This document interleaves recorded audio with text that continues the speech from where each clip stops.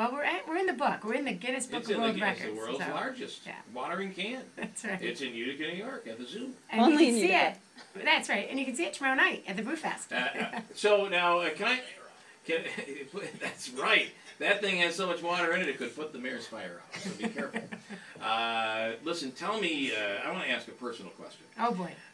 How have you handled, now, of course, for years, you were the local face of the Red Cross. How did you handle all this stuff going on in the valley, the flooding, and now you're with the zoo, and you were detached from that? Did that hit you at all? Well, you know, I live in Herkimer, and I happen to go to a church that did a lot for people that were affected, and I love the people that work at the Red Cross. I mean, the new exec is great, and I know the United Way helped a lot. I'm great friends with Brenda, so it was from the edge, on the outside looking in, but I'm really proud of what they did, and it did make me miss the mission.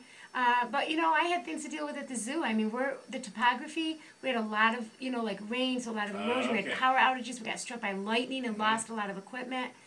So I had stuff to deal with. And we're writing a great disaster plan for the zoo, so I kind of feel like I'm mixing my two careers. All right, that's